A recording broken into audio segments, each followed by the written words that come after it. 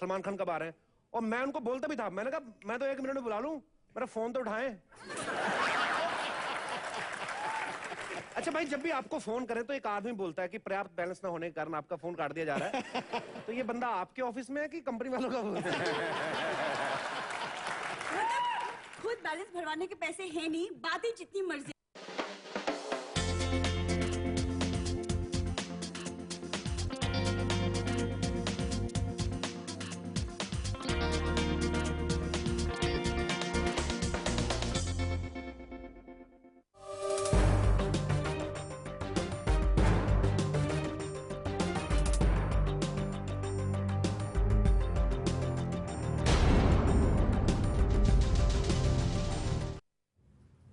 नमस्कार, आप देख रहे हैं लेमन न्यूज। मैं हूं आपके साथ राहुल गोयल।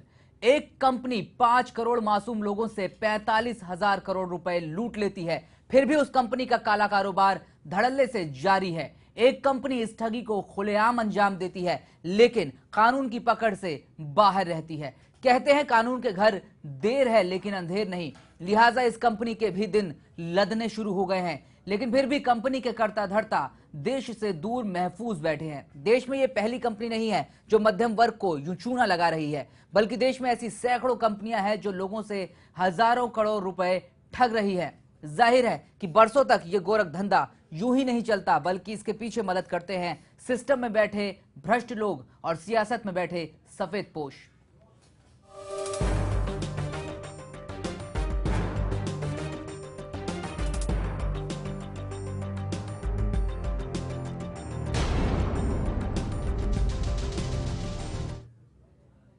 तो एक बार फिर हम वो सवाल उठा रहे हैं जो मुहिम हम लगातार चला रहे हैं कि आखिर पीएससीएल के कर्ता धर्ताओं के खिलाफ किस तरह की कार्रवाई होगी, कब तक कार्रवाई होगी और क्या ये लोग भी सलाखों के पीछे पहुंचेंगे, क्या इनको भी अपने किए की सजा मिलेगी।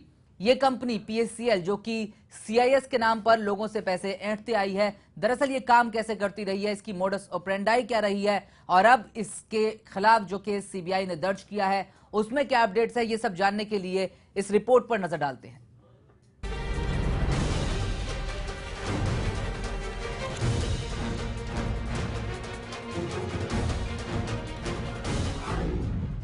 ₹45,000 करोड़ का घोटाला, 5 करोड़ निवेशकों को लूटने का आरोप, पीएससीएल के झूठ और फरेब में फंसे निवेशक, सीबीआई ने कंपनी के खिलाफ दर्ज कराई एफआईआर,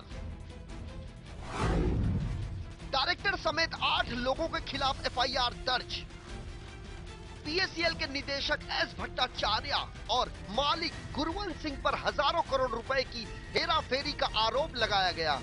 पीएससीएल एक ऐसी कंपनी है जिसका कारोबार बताया जाता है हजारों करोड़ में। पीएससीएल एक ऐसी कंपनी है जो बताती है कि उसके पास हजारों एकड़ जमीन है। पीएससीएल एक ऐसी कंपनी है जो बताती है कि उसके पास सैकड़ों करोड़ रुपए की संपत्ति है, लेकिन इस कंपनी को महज 17 करोड़ 40 लाख रुपए का कर्ज एक बैंक से लेना पड़ता है। पीएससीएल कंपनी ने 17 करोड़ 40 लाख रुपए का कर्ज 29 मार्च साल 2010 को पंजाब नेशनल बैंक से लिया था। कंपनी ने कथित तौर पर भूखंड बेचने के नाम पर जो 20,035.72 करोड़ रुपए की कमाई आम जनता से की है, वह पूरी तरह से जनता के निवेश भर का है। कंपनी के खातों की पड़ताल से जो जानकारी मिलती है उसके अनुसार खातों में तकरीबन 10,076.87 करोड़ रुपए की जमीन है, लेकिन ये सारी की सारी विवादित बताई गई हैं। पीएससीएल नाम की चिटफंड कंपनी पर अपने निवेशकों को बेवकूफ बनाकर तकरीबन 7,000 करोड़ रुपए का घोटाला करने का आरोप लगा है। इसके साथ ही आरोप ये भी है कि इस कंपनी ने पिछले एक अरसे में जो घोटाला किया है उसकी जानकारी सबको है। इस कंपनी ने अपने घोटालों पर पर्दा डालने के लिए कई तरह के प्रपंच रचे हैं। ये कंपनी बताती है कि उस पर सेबी के नियम कायदे लागू नहीं होते। ये कंपनी का यह भी मानना है कि उस पर IRDA के नियमों का पालन करने की बाध्यता भी नहीं है। कंपनी का कामकाज पूरी तरह से इन रेगुलेटरी बॉडीज के नियमों के तहत आता है। कंपनी द्वारा अपनी कथित भूखंड बेचने की व्यवस्था भी बैंक की तरह एफडी और आरडी बेचने के नाम पर होती है।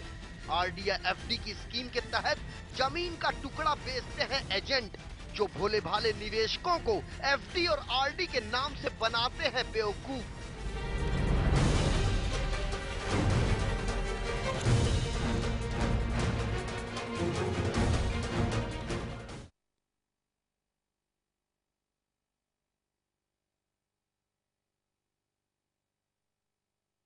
धर्ताओं के खिलाफ और कब उन 5 करोड़ लोगों को इंसाफ मिलेगा जिनके 45,000 करोड़ रुपए इस ठगी के फेर में फंसे हैं। हमारे साथ 3 खास मेहमान इस वक्त मौजूद हैं। हमारे साथ रवि नथानी जी है, जो कि फाइनेंशियल एक्सपर्ट है और लगातार इन तमाम मसलों पर हमारे दर्शकों को राय देते रहते हैं और उनको वो बताते हैं कि किस तरह से एहतियात बरते हैं। इसके अलावा हमारे साथ उदय हेगड़े साहब है, ये मार्केट एक्सपर्ट है, ये भी बखूबी जानते हैं किस तरह की कंपनियां किस तरह से इन तमाम गोरख धंधों को अंजाम देती है और कैसे इनसे बचा जा सकता है और क्या कार्रवाई इन कंपनियों पर बनती है। इसके अलावा हमारे साथ अविनाश है, जो कि इन्वेस्टर फोरम के सदस्य हैं और ये बताएंगे कि किस तरह से निवेशकों को परेशानियां सामने आती है जब इस तरह की कंपनियों का भंडाफोड़ होता है और उनके हजारों लाखों रुपए जो है वो इन कंपनियों की बदौलत डूब जाते हैं। रवि जी, सबसे पहले आपके पास आना चाहूंगा। लगातार हम इस मुहिम में, इस सीरीज में सवाल उठा रहे हैं पीएसीएल और उसकी जैसी तमाम कंपनियों पर, जो ना सिर्फ लोगों से ठगी कर रही है बल्कि लोगों को अब भी लगातार झांसे में ले रही है, जबकि इसके कर्ता धर्ताओं के खिलाफ कार्रवाई सीबीआई ने शुरू कर दी है।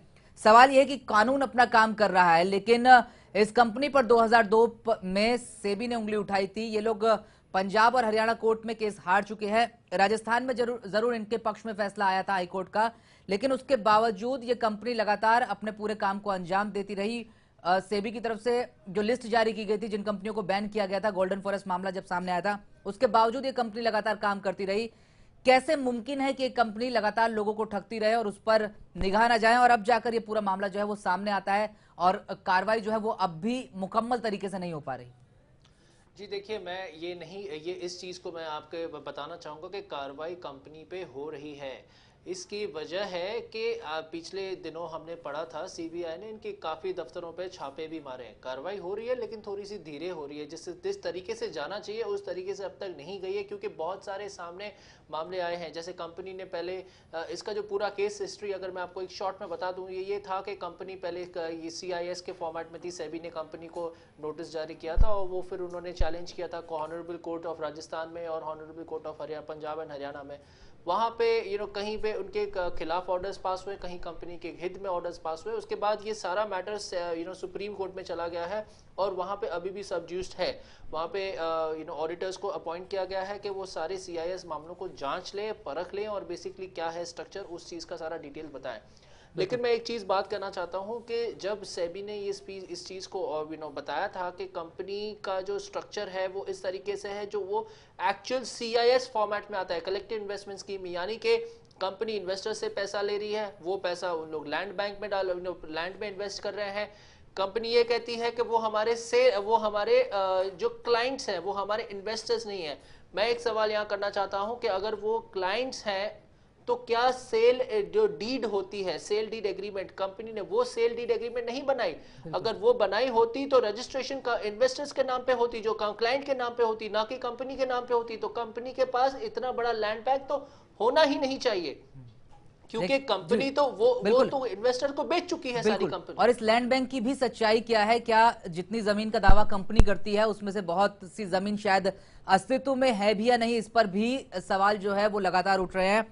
उदय हेगड़े साहब हमारे साथ मौजूद हैं। उदय जी, इस कंपनी के बारे में कहा जाता है कि इसके स्वामित्व यानी कि इसका ओनर कौन है, इसके बारे में पता करना बेहद मुश्किल है, क्योंकि 73 अलग अलग कंपनियां जो है वो अलग अलग एंटिटीज के तौर पर काम करती है और कौन किसका मालिक है ये जो है पता नहीं लगाया जा रहा। बाकी शेल कंपनियां हैं जो काम करती है और कई इसमें कंपनियां जो है वो शामिल है।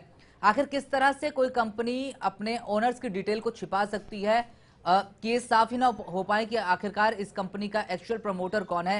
ये किस तरह का लूपहोल है कानून में जिसका फायदा इस तरह की कंपनियां उठा रही हैं? अगर आप देखने जाएंगे तो बांगो साहब का जो मेन कंपनी है Pearl PACL ji, it is promoted by nearly 60 to 100 companies. तो उनका जो एक्चुअल ओनर मिलना जो बोलता है काफी मुश्किल हो जाता है। तो and this Mister Bangu he is also got companies in Australia. तो मेरे ख्याल से जो उनका शेयर होल्डिंग पैटर्न जो है, it is not one person own company, so it is owned by multiple entities and that is how this PACL company is form. जी तो ये इस तरह से आप बता रहे हैं कि बहुत सारी शेल कंपनियां जो है उनका सहारा लेकर के इस कंपनी का गठन किया गया, और इसके जो मालिक है वो ऑस्ट्रेलिया में भी बहुत लंबा चौड़ा कारोबार करते हैं और शायद ज्यादातर वक्त वो वहां पे रहते भी है। हमारे साथ अविनाश है, इन्वेस्टर्स फोरम के सदस्य हैं ये। अविनाश, इस कंपनी की शिकायतें जब आप लोगों के पास पहुंची होगी तो आप लोगों ने भी जानने की कोशिश की होगी कि दरअसल इस कंपनी की मोडस ऑपरेंडाई क्या है और इसके खिलाफ आरोप किस तरह के हैं। मैं जानना चाहूंगा कि आपकी रिसर्च में इस कंपनी से जुड़ी क्या क्या सच्चाइयां निकलकर सामने आई, ताकि हमारे दर्शक भी समझ सके कि दरअसल ये कंपनी काम कैसे करती है।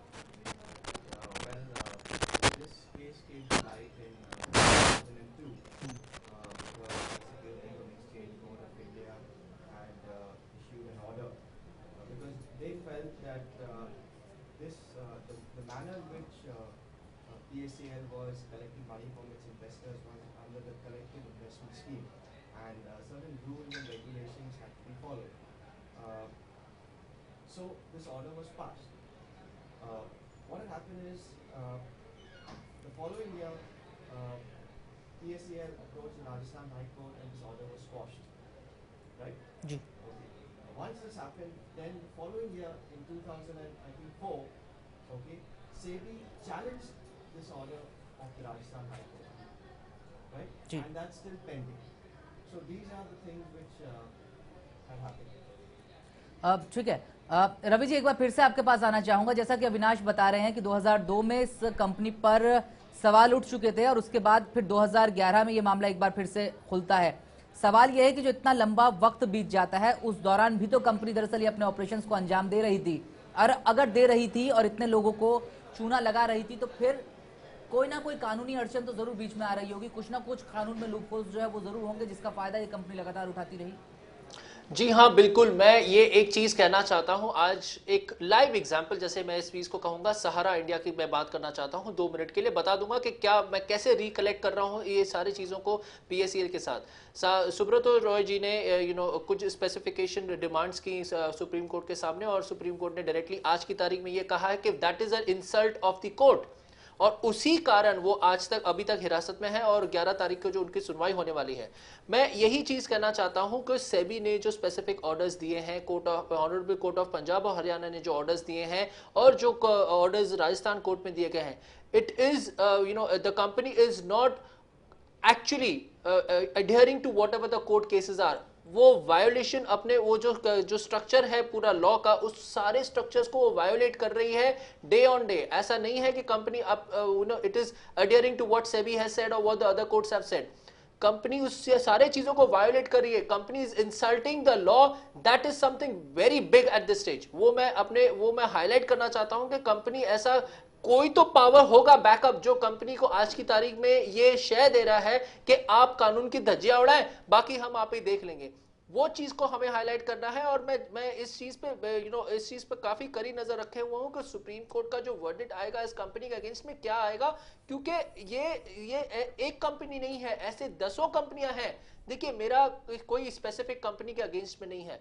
मैं बार बार हमें यही कोशिश करना चाहता हूं कि इन्वेस्टर्स को या हमारे व्यूअर्स को बताएं कि ऐसे जो स्कीम्स आती हैं, आपका पैसा डबल हो जाएगा, आपका पैसा 100 गुना हो जाएगा, वो स्कीम से बचें। और ऐसी ही कंपनियां हैं जो बड़ी बड़ी सर्कल्स में आती हैं और बड़े बड़े स्कैम्स एंड फ्रॉड्स के रूप में हमारे सामने आते हैं और बेसिकली हमारी इकोनॉमी को डे बाय डे पीछे ले जा रहे हैं। वो कोई इकोनॉमी को ग्रो नहीं कर रहे। तो यहाँ पे मेरा एक स्टैंड यही है कि जब कंपनी को ऑर्डर दिया गया था कि you have to stop collecting funds, तो कंपनी आज भी वो पैसा क्यों कलेक्ट कर रही है? आज भी वो कामकाज क्यों चालू है? आज भी कंपनी के अलग अलग स्कीम्स के स्ट्रक्चर्स क्यों मार्केट में है? वो सारे चीजों को बंद कर मेरी एक रिक्वेस्ट रहेगी गवर्नमेंट ऑफ इंडिया और हमें जो देख रहे हैं इकोनॉमिक ऑफिस विंग से कि ऐसी कंपनियों को इमीडिएट इफेक्ट से बंद किया जाए और इनके ऊपर कार्रवाई, जैसे हमने पिछली बार में देखा सीबीआई ने इनकी तरफ रेड तो किया है। जाहिर है, मैंने ये नहीं कह रहा कि जो एजेंसीज हैं वो चुप बैठी हैं, वो काम कर रही हैं, लेकिन मैं एक ये और रिक्वेस्ट करूंगा कि काम थोड़ा सा जल्द करें, काम थोड़ा सा फास्ट करें, जिससे हमारे सामने रिजल्ट्स आए और ऐसी कंपनियां बंद हो जाएं। क्योंकि आज की तारीख में ये एक जैसे हम कहते हैं कहीं आतंकवादी हमला हो गया, बहुत सारी जानें चली गई। यहाँ पे तो इतने सारे लोगों का जो गाड़ी कमाई, जो बेचारा एक मजदूर काम करता है, चाहे वो खेत में काम करता हो, चाहे वो एक आम आदमी हो, रिक्शा चलाता हो, चाहे वो एक नौकरी पेशेवर आदमी हो, वो सारे पैसे जमा करते करते ऐसी कंपनियों में लगाता है, ये सोचते कि मैं कुछ एक्स्ट्रा पैसा कमा लूंगा। उसका पैसा आज की तारीख में अगर कंपनी जीरो कर देती है तो वो एक it's a big thing for that man. उसकी पूरी फैमिली के सेविंग एक शटल हो जाती है। तो ये एक बहुत बड़ा थ्रेट है हमारी इकोनॉमी के लिए, और मैं रिक्वेस्ट करूंगा हमारी एजेंसीज के साथ कि ऐसी चिट फंड कंपनियों के ऊपर कड़ी से कड़ी कार्रवाई करें और इमीडिएट इफेक्ट से इसके सारे रिजल्ट सामने लेके आए। बिल्कुल रवि, जैसा कि आप कह रहे हैं कि इन कंपनियों के प्रमोटर्स के खिलाफ जो है वो कार्रवाई हो और जल्द से जल्द दूध का दूध पानी का पानी हो कि आखिर इनका क्या रोल रहा है इस पूरे गड़बड़ झाले में। उदय जी, आपके पास एक बार फिर से आना चाहूंगा। जैसा कि रवि नथानी जी बता रहे थे कि दरअसल थोड़ी सी जांच में तेजी आनी चाहिए। क्या आपको लगता है, क्योंकि ये मसला जो है 5 करोड़ लोगों से जुड़ा है जिन्होंने अपनी जीवन भर की पूंजी शायद इस कंपनी में लगाई होगी, ऐसे में इन्वेस्टिगेशन जो है वो उतनी रफ्तार क्यों नहीं पकड़ पा रही जिस तरह से सहारा वाले मामले में हमने देखा कि सुप्रीम कोर्ट की फटकार के बाद और सेबी की पूरी जांच के बाद उनके मालिक को सजा मिली और वो उनको कस्टडी में जाना पड़ा, न्यायिक हिरासत में जाना पड़ा। लेकिन इस मामले में जो कि ये पूरा जो ठगी का मामला है, ये दरअसल सहारा से भी 2 गुना बड़ा माना जा रहा है। उनको 22,000 करोड़ रुपए निवेशकों के लौटाने हैं, इनको 45,000 करोड़ लौटाने हैं। फिर भी इस मामले में जो जांच की स्पीड है वो थोड़ी कम नजर आ रही है। इसको लेकर आपकी प्रतिक्रिया जानना चाहूंगा कि क्या सीबीआई को इस पूरे मामले की जांच बहुत ज्यादा तेजी से करने की जरूरत है ताकि चुनाव से पहले या कम से कम उसके बाद तक तस्वीर साफ हो पाए और कोई सरकार बदले या दूसरे लोग सत्ता में आए उससे पहले ये चीजें साफ हो जाएं कि इनके मालिकों ने आखिर किया क्या कुछ है। मेरे ख्याल से जो आप जो बता रहे हैं, जो अभी इनके ऊपर तो काफ़ी रेट चल रहा है, कंपनी भी काफ़ी बंद हो चुका है, but to you telling that CBI has to activate this case and do the case very fast, I don't think this will be happening much. Sara is much more limelight company in India, तो वो हिसाब से सारा के ऊपर काफ़ी fast चला है। मुझे नहीं लगता है कि PACL के ऊपर उतना चलेगा, लेकिन चलना ज़रूरी है बिकॉज इसमें 5 करोड़ लोग इन्वॉल्व है, जो आम आदमी होता है उनका पैसा इन्वॉल्व है, जो 5,000 से 10,000 रुपये दिया है। So I think CBI and the other agencies like SEBI should take action, and they should take action very fast. And this is a necessity. बिल्कुल उदय जी, देखिए सवाल यही है कि 22,000 करोड़ रुपए सहारा को लौटाने थे और वो भरोसा भी अब दिया गया उनकी तरफ से कि कुछ किस्तों में लौटा दिए जाएंगे, लेकिन ये जिस रकम की हम बात कर रहे हैं ये दोगुनी है उस रकम से।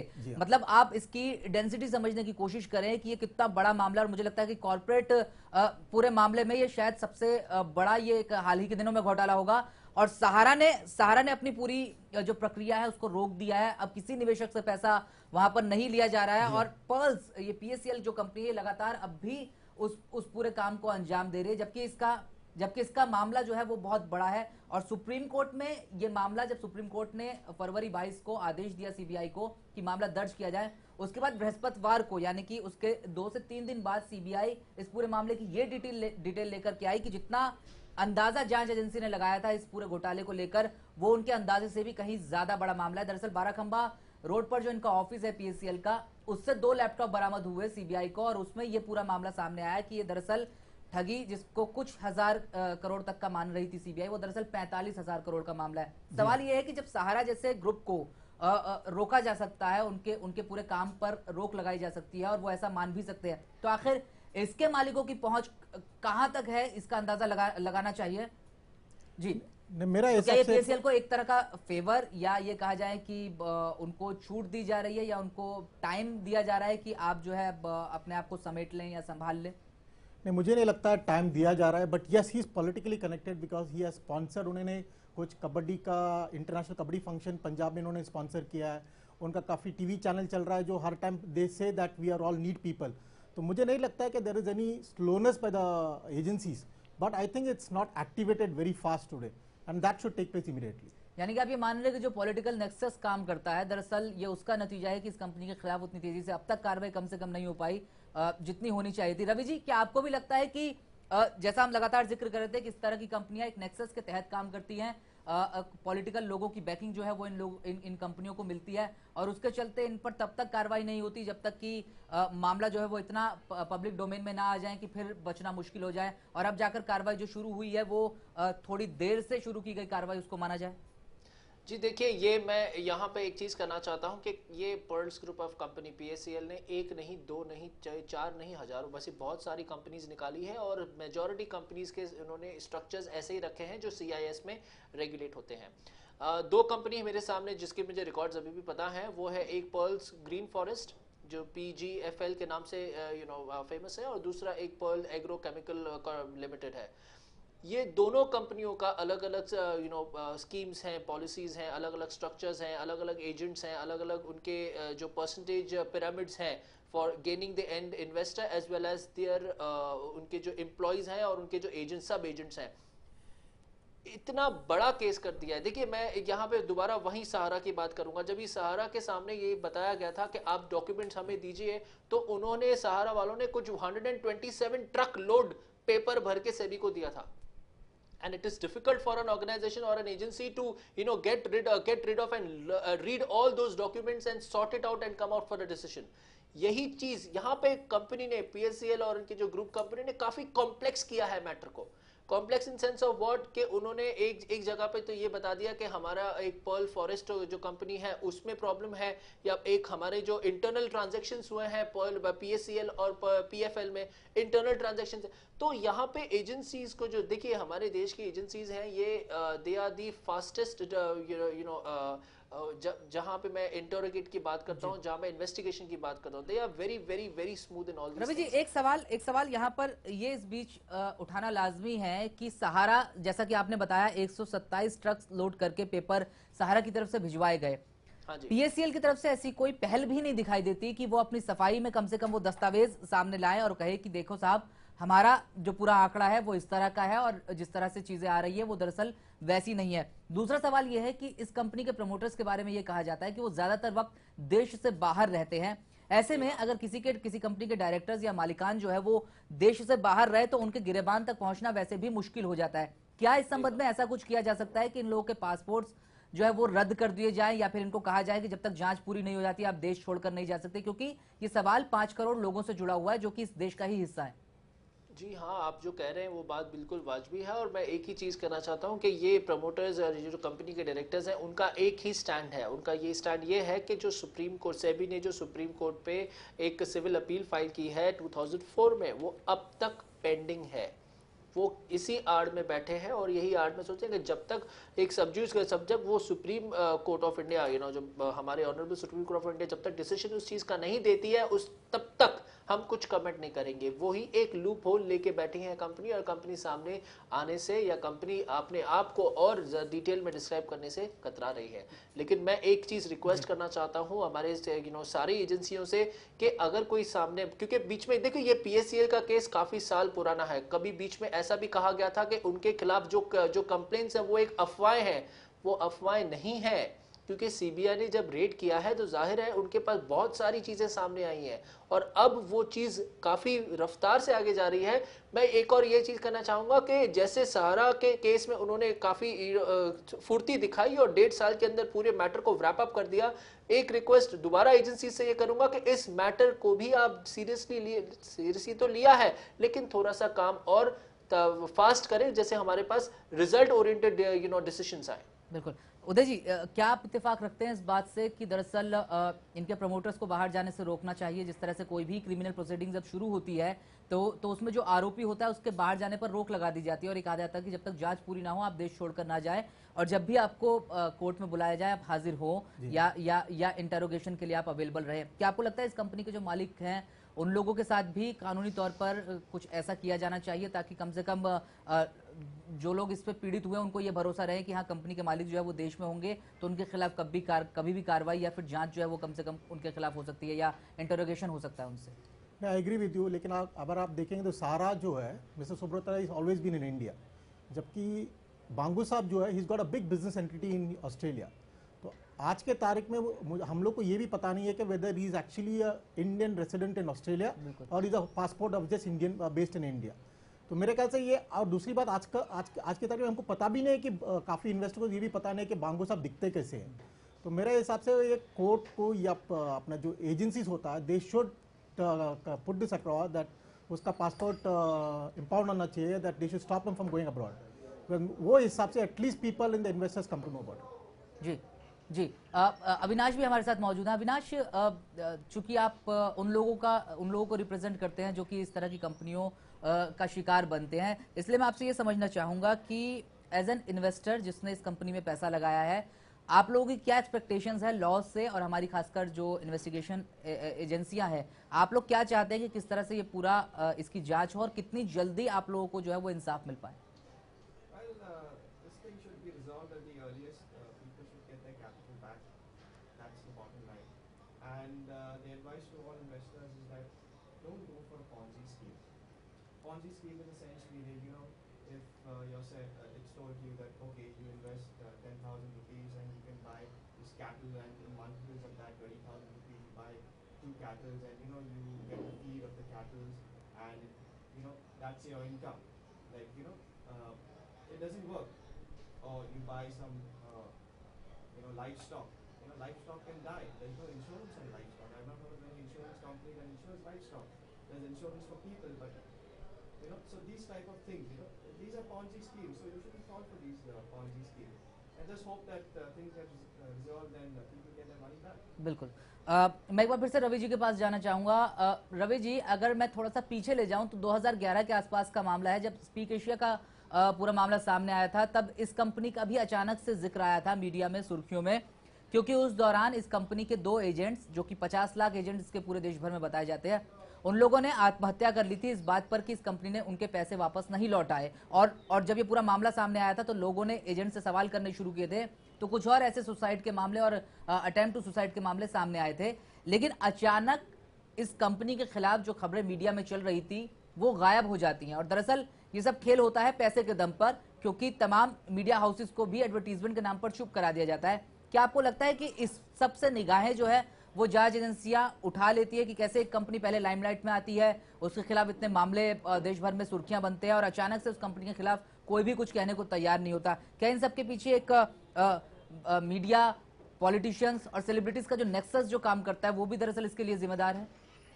जी देखिए, आप जो 2011 की बात कर रहे हैं, मैं आपको एक चीज़ के बारे में बताता हूं, क्योंकि मीडिया जिस तरीके से इस चीज़ों को सामने लाई थी, कंपनी ने इस चीज़ में 2 हथकंडे अपनाए थे। पहले तो ये कहा था कि हमने जो भी हमारे खिलाफ न्यूज़ आ रही है डिफरेंट पब्लिकेशंस में, डिफरेंट मीडिया हाउसेस में, वो सब एक अफवाहें हैं।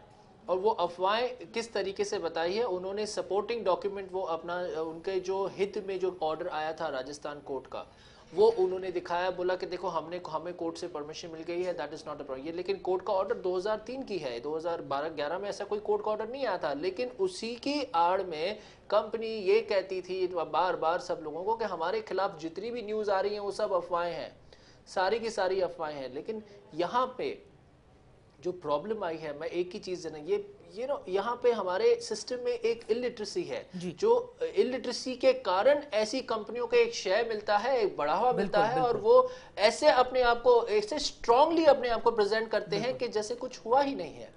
तो यहाँ पे जो प्रॉब्लम हुआ था बेसिकली मीडिया से या पैसे खिलाने की बात या पॉलिटिशियल पावर्स, ऐसा मैं कुछ नहीं मानता हूँ। मेरा ये मानना है कि only because of illiteracy, lack of literacy in the entire system, जानकारी का अभाव जो है वो उसका खामियाजा कई बार लोगों को भुगतना पड़ता है। और सिस्टम में जो करप्शन है उसका भी रिजल्ट ये होता है कि इस तरह की कंपनियों के खिलाफ लंबे वक्त तक कार्रवाई नहीं हो पाती। आप तीनों मेहमान मेरे साथ बने रहे, इस चर्चा को हम आगे भी जारी रखेंगे। यहाँ एक छोटे से ब्रेक के लिए रुकेंगे, ब्रेक के बाद हम सीधे चलेंगे इस कंपनी से पीड़ित हुए कुछ लोगों के पास और जानेंगे कि आखिर उनकी शिकायत क्या है इस कंपनी को लेकर। लेकिन यहाँ एक छोटे से ब्रेक के लिए हमको रुकना होगा।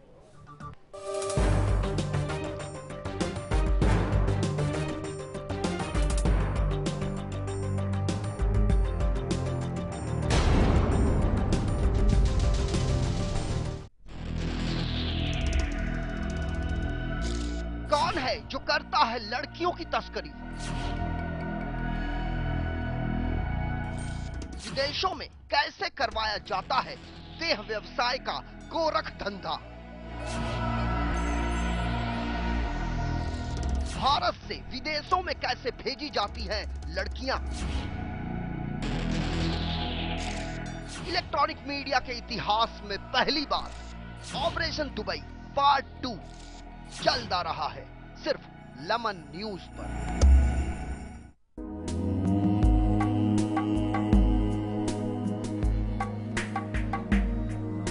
कैसे बनेगी आपकी किस्मत? कैसे चमकेगा आपका सितारा? क्या है ग्रहों का खेल? आपकी हर समस्या का हम करेंगे समाधान। सवाल आपके, जवाब हमारे। देखिए ग्रह राशि योग। गृह राशि योग देखिए शाम 6:30 बजे सिर्फ लेमन न्यूज पर। समय का टॉर्चर तो सभी सहते हैं, पर टिकते वही जो समय के साथ बहते हैं। जब तारे और टैरो का कनेक्शन हो तो हर कार्ड कुछ कहता है। मेरे यानी क्रिस्टीना सैकिया के साथ देखिए तारे, टैरो एंड टिप्स हर रोज लेमन न्यूज पर।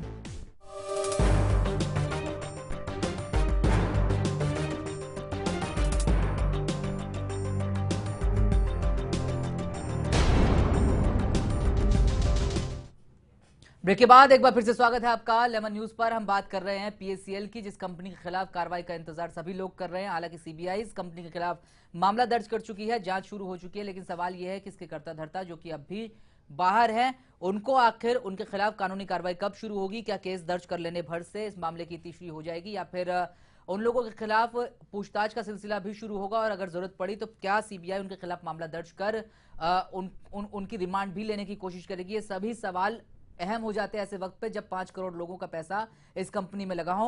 ऐसे आम लोग जिन्होंने अपने जीवन भर की पूंजी इस कंपनी में लगाई हो। ऐसे ही कुछ लोगों के साथ हमारे संवाददाता संजय मिश्रा इस वक्त मौजूद है, जिन्होंने इस कंपनी में कुछ इन्वेस्टमेंट की, और उनके पास चलते हैं। संजय, क्या कुछ शिकायत है इन लोगों की, जानना चाहेंगे क्या क्या कहना चाहते हैं ये, और पीएससीएल में कितने पैसे और कैसे पैसे इन्वेस्ट किए इन लोगों ने?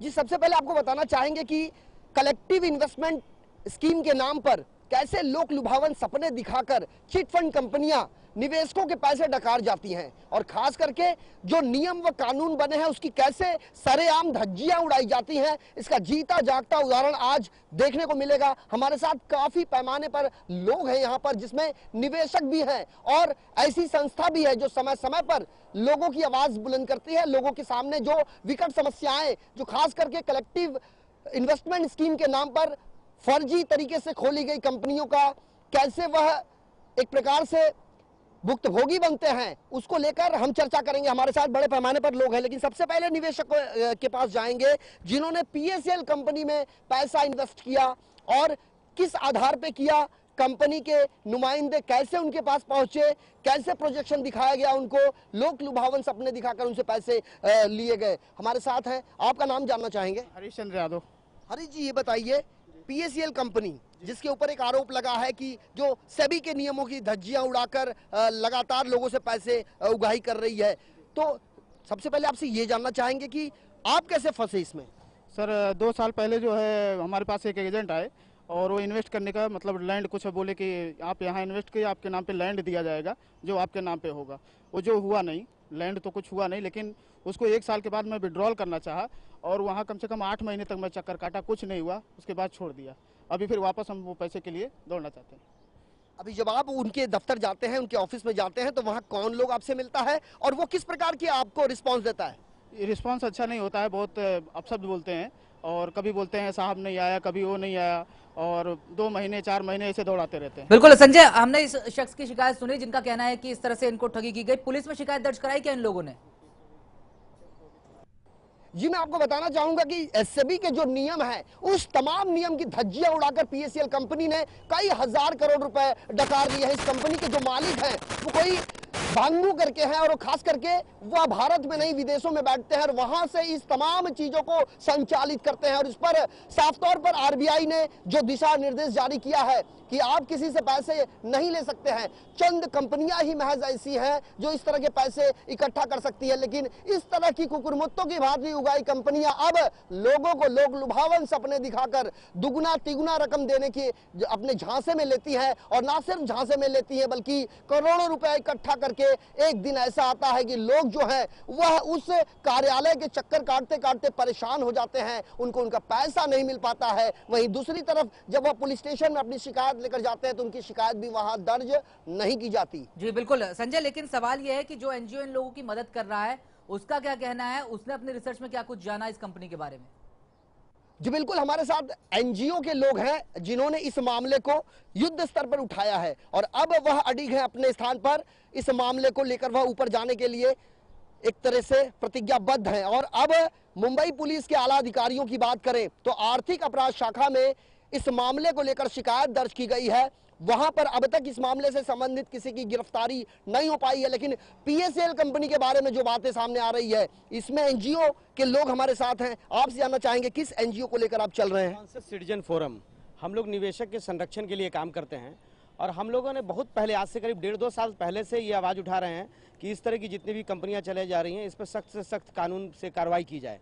लेकिन सारे डिपार्टमेंट को लिखने के बाद भी अभी तक कोई डिपार्टमेंट जागृत नहीं हुआ। अभी सीबीआई ने जाके केस दर्ज किया है, लेकिन लोकल स्तर पे पुलिस स्टेशन सिर्फ केस लेती है, इनके खिलाफ कोई कार्रवाई नहीं करती है।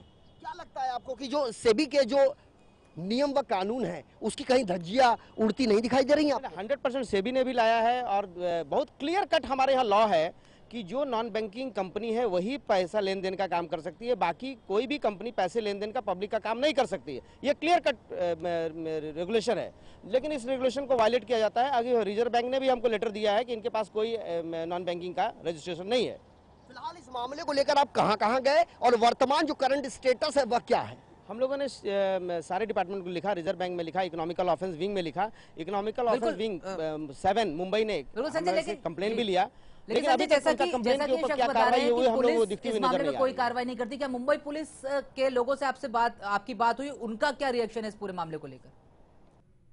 बिल्कुल, मुंबई पुलिस की आर्थिक अपराध शाखा कक्ष 7 ने इस मामले को गंभीरता से लिया है और अभी इनकी वहां स्टेटमेंट होनी बाकी है और खास तौर पर वहां से इनको एक नोटिस दी गई है और अब यह संस्था इस मामले को लेकर आगे तक जाने की कोशिश में है और जरूरत पड़ी तो यह न्यायालय का दरवाजा भी खटखटाएंगे। लेकिन पीएसएल जैसी चिटफंड कंपनियों की जो सच्चाई है वह संजय मामला बहुत बड़ा माना जा रहा है। अगर जी संजय, लेकिन मामला बहुत बड़ा माना जा रहा है। अगर मैं पूरे आंकड़े की बात करूं तो कितने का आंकड़ा ये लोग बता पा रहे हैं, कितने की ठगी हुई है इनसे? जी बिल्कुल, पीएसएल कंपनी के बारे में यदि हम बात करें तो आपसे जानना चाहेंगे पीएसएल कंपनी के बारे में कि पीएसएल कंपनी का यह जो पूरा आंकड़ा है यह कितने तक का आंकड़ा हो सकता है यह फर्जीवाड़े का? 45,000 करोड़ से भी ऊपर का है। और सबसे बड़ी बात आपको बता दूं मैं कि इस तरह की जितनी भी कंपनियां, चाहे सहारा इंडिया हो, चाहे पैकल, और भी बहुत सारी कंपनियां काम कर रही हैं, इसमें इन्वेस्टर्स का जो लोकल छोटे छोटे इन्वेस्टर्स हैं इनका 25% रहता है। बाकी 75% जितने भी ब्लैक मनी वाले लोग हैं उनका पैसा इन्वेस्टमेंट है। आज सहारा भी पैसा नहीं जमा करा रही है, इसका कारण भी यही है कि आज सेबी में कोई क्लेमेंट नहीं पहुंच पा रहे हैं, क्योंकि ये सारे ब्लैक मनी वाले लोग हैं जिनके कस्टोडियन ये हैं। ये लोग, इनको अच्छा रास्ता मिल गया है ब्लैक मनी अपना डंप करने का। जी, तो कुल मिलाकर अब यह ब्लैक एंड व्हाइट जो काले धन को सफेद करने की ये जो कवायद है, इस बात से इनकार नहीं किया जा सकता। और खास करके ऐसी चिटफंड कंपनियां मध्यम वर्गीय परिवार को अपना निशाना बनाते हैं। चूंकि जो मध्यम वर्गीय परिवार होता है उसके पास सेविंग के नाम पर जो आने वाले दिनों के लिए जो कोई प्लान नहीं होता और ऐसे में मरता क्या नहीं करता की तर्ज पर लोग पैसे तो निवेश कर देते हैं और उस उम्मीद की एक किरण लेकर वह इस चीज में इंतजार करते पाए जाते हैं कि कभी तो उनका जो मैच्योरिटी डेट है उस पर उन्हें उनकी रकम कंपनी के वादे अनुसार दुगनी या तिगुनी जो भी कंपनी देना चाहती है उस हिसाब से उन्हें मिले, लेकिन ऐसा मिल नहीं पाता।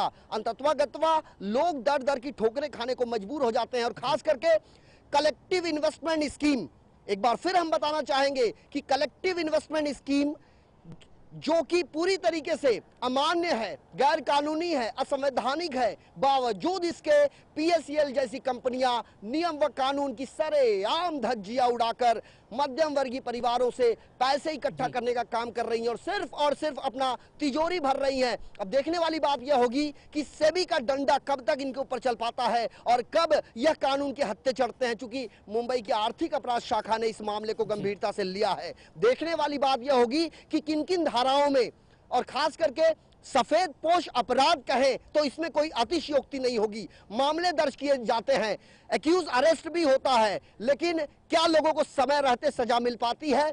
भारतीय संविधान में हमारे यहाँ 467 जैसे एक गंभीर जो सेक्शन लगते हैं जिसमें आजीवन कारावास तक का प्रावधान है, उसके ऊपर आरोपियों के खिलाफ इस तरह के मामले दर्ज किए जाते हैं, लेकिन क्या आरोपी को कन्विक्शन मिल पाता है? क्या उसे सजा मिल पाती है? यह एक गंभीर सवाल है। और ऐसी कंपनियों पर जो खास करके फर्जीवाड़े की तामीर पर खड़ी की जाती हैं और उनका मकसद सिर्फ एक ही होता है कि लोगों के पैसे इकट्ठा करना, अपनी तिजोरी बिल्कुल भरना। संजय, आप बिल्कुल दुरुस्त फरमा रहे हैं जी। लेकिन आखिरी सवाल कंपनियों पर हमारी पैनी नजर है, परत दर परत हम इसका खुलासा अपने इस टीवी संजय आपको यहाँ पर रोकना चाहूंगा, आखिरी सवाल क्योंकि वक्त बहुत कम है। सुब्रतो राय के जेल जाने के बाद इन लोगों की आखिर प्रतिक्रिया क्या है इस पूरे मामले पर? देखिए, आपको बताना चाहेंगे कि सहारा अपने आप में एक बहुत बड़ी कंपनी है। 24,000 करोड़ रुपए की देनदारी अभी बाकी है और सहारा श्री जो मखमल के गद्दे पर लगातार अपनी रात गुजारते थे, वह इस समय जेल में है और वह जेल का जो खाना है वह खाने के लिए मजबूर हैं।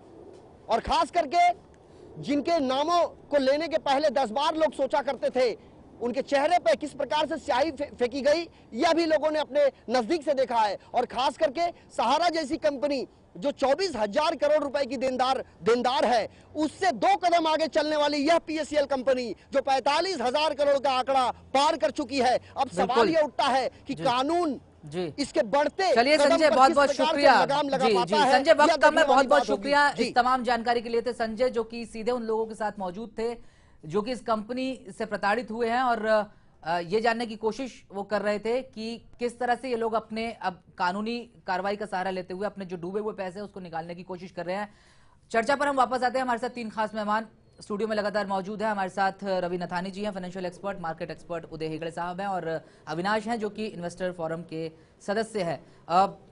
उदय जी, मैं आपके पास एक बार फिर से आना चाहूंगा। आपने सुना निवेशकों की जो शिकायतें हैं और उनका यह भी कहना है कि आरबीआई ने एक लेटर बाकायदा लिख के दिया है इन तमाम शिकायतों पर कि ये नॉन बैंकिंग कंपनियां हैं और ये इस तरह के सीआईएस ऑपरेशंस को अंजाम नहीं दे सकती। अब सवाल यह है कि अब कानूनी तौर पर किस तरह से कार्रवाई होगी। तो क्रिमिनल ऑफेंस का मामला तो बनता ही बनता है, साथ ही ईओडब्ल्यू जो जांच करेगी वो, और उसके अलावा सेबी के जो नियमों की धज्जियां उड़ाई है, क्या उसके बाद इस कंपनी के जो बाकी बिजनेस है उनको भी बैन किया जा सकता है और क्या इन लोगों को बिल्कुल ब्लैकलिस्टेड किया जा सकता है? या इनको पूरा ब्लैकलिस्ट किया, because it is a chain of companies. जैसा मैंने बताया, there are 73 companies are stake holders in PACL. तो इनका काफी ग्रुप कंपनीज जो है दे आर ऑल मिली भगत जैसा बोला जा सकता है। तो उनका भी already 35 bank accounts have been freezed by CBI. तो मुझे लगता है कि all other companies will be a part of this thing and मेरे ख्याल से उनका भी बैंक अकाउंट फ्रीज किया जाएगा जी, और उनका भी बिजनेस बंद किया जाएगा। बिल्कुल। रवि जी, क्या इस कंपनी की करीब 500 और कंपनियां बताई जाती है, सिस्टर कंपनियां जो है पीएससीएल और पीजीएफ की, क्या उन सभी के खिलाफ एक तरह से कार्रवाई होगी, एक ही तरीके से कार्रवाई होगी, या उनमें से भी कुछ कंपनियों को बख्श दिया जाएगा और उसके बाद कई बार ये होता है कि उन्हीं कंपनियों का सहारा लेकर ये कंपनी फिर एक बार उस बिजनेस में कूद पड़ती है जिस पर इस पर प्रतिबंध लगाया जाता है? जी देखिए राहुल, कार्रवाई तो उन पे होगी जिन्होंने नियम तोड़े हैं, और जो नियम नहीं तोड़ रहे हैं तो मुझे नहीं लगता उन कंपनियों पे कुछ भी आपत्ति आ सकती है, क्योंकि मैं मानता हूं कि कंपनी के बहुत सारे सिस्टर कंसर्न कंपनीज हैं, लेकिन आज की तारीख में जहां पे फ्रॉड हुआ है या जहां पे उन्होंने साजिश रची है वही कंपनियों पे सिकंजा कसा जाएगा। मेरे ख्याल से यही मानना होगा। शायद जो लॉ के अभी जो सुप्रीम कोर्ट का जो वर्डिक्ट आएगा तो उस पर ही डिपेंड करता है कि कंपनी क्या कर सकती, क्या करना चाहिए और किस तरीके से जो उनके जो विदेशी प्रमोटर्स हैं उनको वापस इंडिया में कैसे लाना चाहिए, या कोई पैसा उन्होंने बाहर भेजा है तो वो कैसे इंडिया में ला सकते हैं। तो we all have to wait what exactly supreme court is going to come up with. बिल्कुल। अविनाश हमारे साथ मौजूद है। अविनाश, आप लोगों को क्या लगता है, क्योंकि आप लोग ये पूरा मामला जो है वो कोर्ट तक लेकर के गए हैं और आप लोगों ने शिकायतें भी कई जगह दर्ज कराई है, कई डिपार्टमेंट से शिकायतें की है, आपको लगता है कि अब जिस तरह से कार्रवाई आखिरकार शुरू हुई है आप लोगों को कुछ ही दिनों में सही लेकिन इंसाफ मिल पाएगा?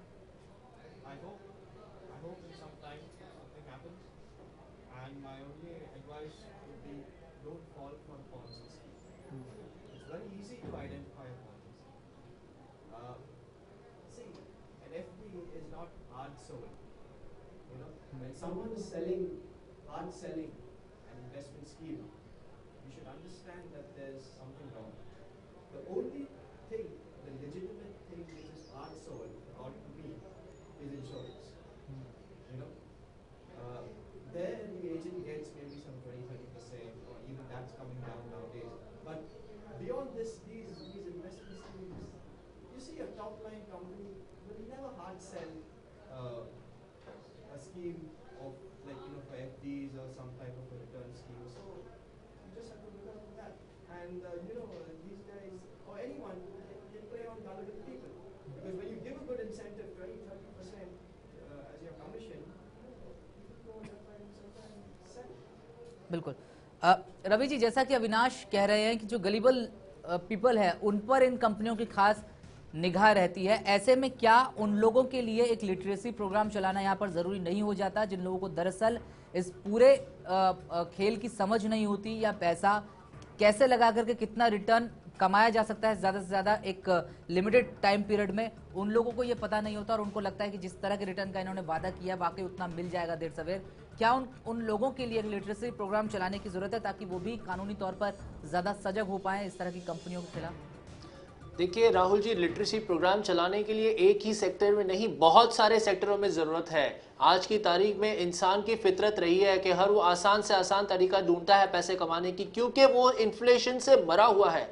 इन्फ्लेशन को बचाने के, अपने घर बार को बराबर सब सारे उनके जो कार्य है, सारे उनके जो रिक्वायरमेंट फुलफिल करने के लिए वो ऐसी चक्करों में पड़ जाता है जहाँ पे ग्रीड छुपी है, और वो ग्रीड इतनी बड़ी होती है और वो विथ मोटिवेशन होती है। यहाँ पे एक आम एजेंट, जैसे मैंने कहा, इनकी जो जितनी भी स्कीम्स होती है वो एक पिरामिड स्कीम्स होती हैं कि एक एजेंट ने दूसरे एजेंट को ले आया, उसको 10% मिलेगा, वो तीसरे को ले आया, उसको 5% मिलेगा, जो पहला वाला है उसको तो हर एजेंट में 2-2%, 3-3% मिलता रहता है। तो वो ये सोचता है चलो ठीक है यार, मैंने करना है, मैंने अब काम करता हूँ, 2 एजेंट लगा दिया, बाकी दोनों एजेंट मेरे बाकी के काम करते रहेंगे, मैं बैठे बैठे कमाऊंगा, इससे बेहतरीन काम तो मुझे और कोई है ही नहीं। मैं आपको एक बात बता दूं, ये चक्करों में, जिसे हम पिरामिड सेलिंग कहते हैं, बहुत सारे प्रोफेशनल्स ने अपने सैलरीड को जो बड़े बड़े पैकेजेस के साथ सैलरी पे बैठे रहते हैं, सीएस हैं, डॉक्टर्स हैं, उन्होंने अपने आप को पूरा सरेंडर कर दिया है ऐसे स्कीम्स के चक्करों में। और वो कहते हैं कि हम तो बहुत खुश हैं, हमने 5 लाख रुपया महीना कमा लिया, हमने 10 लाख रुपया 2-3 महीनों में कमा लिए। लेकिन वो जो है बहुत बड़ा एक जाल है जो मीडियम क्लास इन्वेस्टर्स को या मीडियम क्लास पूरे फैमिलीज को हर्ट करता है, क्योंकि एंड रिजल्ट ये है कि ये सारे पैसे डूब जाएंगे। जैसे आपने कहा कि ये एक लिटरेसी प्रोग्राम चलाना चाहिए, मैं रिक्वेस्ट करूंगा एजेंसी से, सेबी हमेशा ये दिखाती है कि इन्वेस्टमेंट्स के हित पे वो बहुत सारे एडवर्टाइजमेंट्स करती हैं कि आप स्टॉक मार्केट्स में इन्वेस्ट करो, म्यूचुअल फंड्स में इन्वेस्ट करो, उसके स्पेसिफिक लिटरेसी प्रोग्राम्स चलाए हैं। बीच में एक सिनारियो आया था जहां हमें मोबाइल पे लॉटरी विनिंग स्कीम्स के बारे में आते, तो उसका भी उन्होंने एक अभियान चलाया। मैं रिक्वेस्ट करूंगा एजेंसी से कि ऐसे भी जो पॉन्जी स्कीम्स आती हैं, जो चिट फंड कंपनियां आती हैं, जो CIS के बेसिकली, वो भी बार बार दिखाएं और हमारे जो देश के वासी हैं उन सबको लिटरेट करें कि ये चक्करों में ना पड़ो, क्योंकि कभी भी पैसा डबल 2 या 6 महीने में नहीं होता। इसमें अगर आपको पैसे लगाने हैं तो एक लंबे समय के लिए लगाइए, और वो कहाँ लगाइए जहां पे उनके कंपनी को परमिशन मिलनी चाहिए कि ये कंपनी को हमने परमिशन दी है, आप ऐसे कंपनियों में पैसे लगाओ। वो माना जाता है कि चलो ठीक है, वो माना जाता है कि एक कलेक्टिव इन्वेस्टमेंट स्कीम्स का एक रजिस्टर्ड कंपनी सामने आया है और वो काम चालू हो जाए। यहाँ पे सेबी को एक और कैंपेन चलानी चाहिए कि इन्वेस्टर्स के हाथ में देखे कि क्या करना चाहिए, इन्वेस्टर को किस तरीके से इन्वेस्टमेंट करना चाहिए, कौन सी जगह इन्वेस्टमेंट करना चाहिए, कौन से स्कीम्स हैं, CIS का फॉर्मेट क्या है। देखिए, मैं पूरा दिन बैठ के कह दूं CIS ये है वो है, हो सकता है मेरी रीच आम जनता के सब जगहों पे ना हो, लेकिन अगर मुझे एजेंसियां सुन रही हैं तो उनसे एक रिक्वेस्ट मैं यही करूंगा कि आप तुरंत एक एड कैंपेन चालू करें जहां पे एक आम आदमी समझ सके कि आखिर पैसे मुझे अगर कंपनी में लगाने हैं तो मुझे क्या डूज है और मेरे क्या डोंट्स है, मतलब मुझे क्या करना चाहिए और मुझे क्या नहीं करना चाहिए। क्योंकि पैसे हर कोई कमाना चाहता है, हर आदमी यही सोचता है कि मैं 2 पैसे ज्यादा कमा सकूं, ऐसा कौन सा काम करूं, ऐसी कौन सी नौकरी करूं या ऐसा कौन सा धंधा करूं। लेकिन उस चक्कर में वो ऐसी जगह फंस जाता है जहां पे सिर्फ बोलते हैं ना, यहाँ कुआं वहां खाई। तो एग्जैक्टली मैं इन्वेस्टर्स को एक ही चीज करना चाहूंगा, मेरी तरफ से एक मैसेज जाता है सारे इन्वेस्टर्स को, सारे व्यूअर्स को, कभी भी किसी भी इन्वेस्टमेंट्स में जो 20% 40% का भी ज्यादा से दावा करती हैं, ऐसी इन्वेस्टमेंट से बचें, अपने पैसे सुरक्षित रखें, अपने पास रखें और आगे बढ़ते चलें। बिल्कुल, अपने पैसे जो है वो सुरक्षित रखें और इन हेफ्टी रिटर्न्स के दावों में ना आए, क्योंकि कोई भी आपको इतना भारी रिटर्न देने नहीं जा रहा कि वो खुद नुकसान में रहे और आपको जो है वो सोने से तौलना शुरू कर दे। और खासकर PSEL और ऐसी तमाम कंपनियां जो है इस तरह की कंपनियों से सावधान रहें। उदय जी, हमने देखा कि सेबी तमाम तरह के एडवर्टीजमेंट्स चलाती है, उसमें टीवी पर भी कई ऐड हम देखते हैं जिसमें वो निवेशकों को ये बताती है कि आप पैसा जो है वो बहुत सोच समझ कर इन्वेस्ट करें, खासकर म्यूचुअल फंड्स वगैरह में। लेकिन इस तरह की कंपनियों के लिए या सीआईएस नियमों का जो उल्लंघन करती हैं कंपनियां या चिट फंड का जो कारोबार है, सेबी की तरफ से या भारत सरकार के कंपनी वाणिज्य एवं कंपनी मंत्रालय की तरफ से कोई इस तरह की मुहिम चलती हुई नहीं दिखाई देती जिसमें इस तरह से लोगों को कुछ जागरूक करने की कोशिश हो। क्या आपको लगता है कि वो वक्त आ गया है, खासकर ये 45,000 करोड़ का मामला सामने आने के बाद, कि अब टीवी पर, रेडियो पर, अखबारों में लोगों को इस बारे में सूचित किया जाए कि आप इन कंपनियों में इन्वेस्टमेंट से बचें और इस तरह की किसी भी कंपनी में पैसा लगाने से पहले जांच कर लें उस कंपनी के बारे में?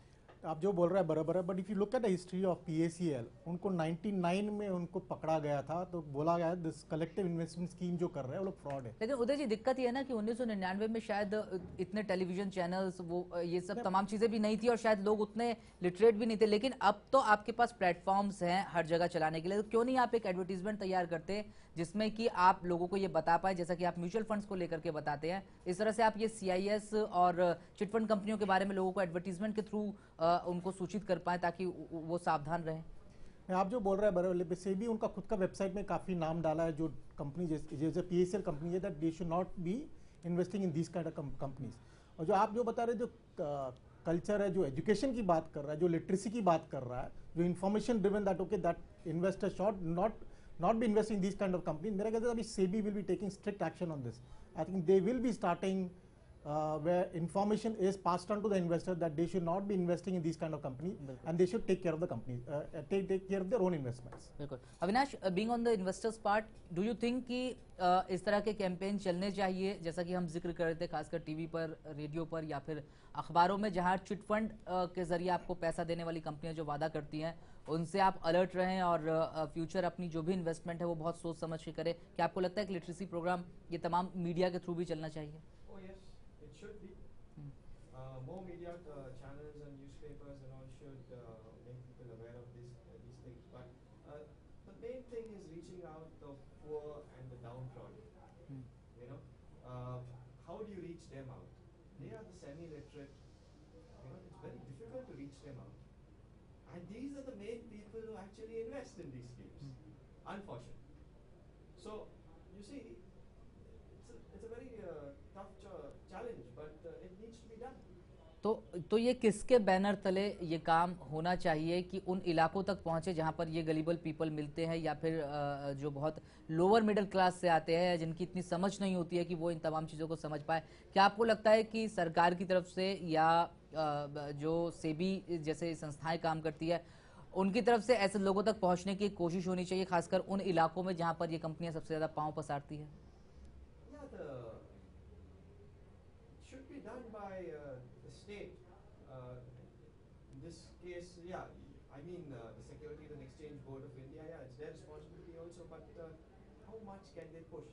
Like, my thing is, okay, push more, you know, reach out to more people, also to other investor forums and things like that, but this again does not reach out to the downtrodden, to the labor class, the poor people who are investing at 5,000, 6,000, 10,000, who's being targeted by those agents. You know, that's the challenge here. Ravi ji, आपको क्या लगता है, programme wind up करने से पहले आपसे इन तमाम चीजों का कि पीएसीएल जैसी कंपनियों से सावधान रहे लोग और इनके झांसे में आए, क्या सोल्यूशन लगता है? एक सवाल। और दूसरा सवाल ये कि जो एजेंट्स इन कंपनियों के लिए काम करते हैं, दरअसल उनकी संख्या भी इतनी ज्यादा है कि उनके खिलाफ भी कार्रवाई शायद सही बनती भी नहीं है और होना भी बहुत मुश्किल है। तो कैसे रोका जा सकता है इन कंपनियों को अपना कारोबार और फैलाने से, खासकर चिटफंड का? सोल्यूशन क्या होना चाहिए इस पूरे मामले का? जी, सबसे आप जैसे बात कर रहे थे, अविनाश जी कह रहे थे या उदय जी कह रहे थे, मेरी एक बात दिमाग में आई। आजकल इलेक्शन सीजन सामने है, मैं एक रिक्वेस्ट करूंगा सारे पॉलिटिकल पार्टीज में, आप हर जगह अपने प्रचार भेजते हो और हर जगह बारे में डिटेल में डिस्कस करते हो, थोड़ा सा ये सेंटेंस भी कह दीजिए वहाँ पे कि सीआईएस क्या चीज़ होती है और कलेक्टिव इन्वेस्टमेंट स्कीम के कंपनियों से किस तरीके से बचा जा सके।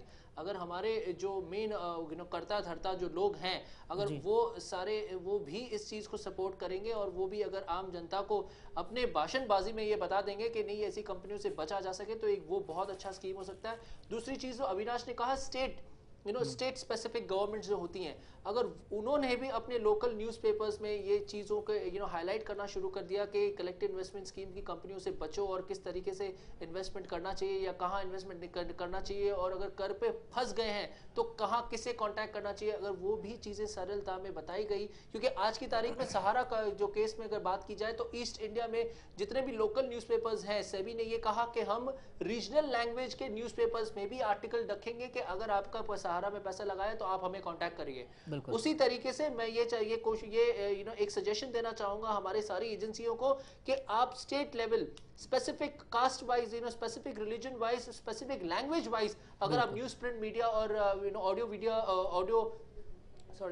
ऑडियो में अगर आप जाएं और उनको ये एक छोटा सा ऐड दे कि कंपनी उसको बिल्कुल रवि जी, मतलब कुल मिलाकर के इस पूरे प्रोसेस को जो है वो इतना नीचे कर दिया जाए कि आप उन लोगों तक पहुंच पाए जिनका पैसा इसमें लगा। लेकिन सवाल जहां तक नेताओं का है तो ये है सवाल कि भाई वो ऐसे लोगों को प्रोटेक्शन देते हैं और उनके खिलाफ ही बोलना शायद उनके लिए कुछ मौकों पर मुश्किल हो सकता है। लेकिन उदय जी, आपसे जानना चाहूंगा, वक्त बेहद कम है, आपके मुताबिक क्या सोल्यूशन हो सकता है इस तरह की चीजों को रोकने के लिए? मैं जैसा रवि जी ने कहा, I think people should be inform through the media, it can be television, it can be news print. लेकिन ये जो इन्वेस्टर्स आते हैं ये काफ़ी लो लेवल के लोग जो होते हैं, जो मिडिल क्लास होते हैं, तो I think it should be the local language newspaper that should go across suggesting that these are the scheme that people should not invest in. It can be television, it can be print media, it can be magazine, anything, but it should be reaching the Aam Aadmi. Avinash, what do you think? What should be done in this regard? Yeah, the same thing. Also through an NGO, the NGO approach would help.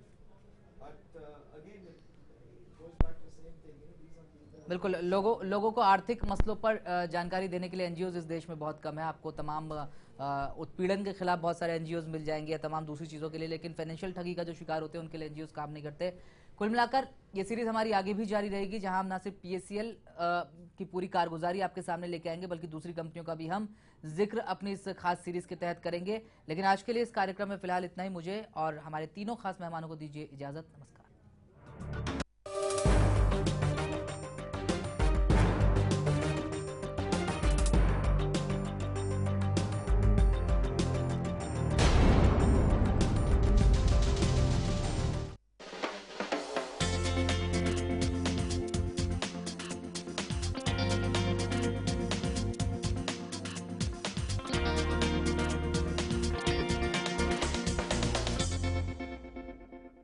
समय का torture तो सभी सहते हैं, पर टिकते वही जो समय के साथ बहते हैं।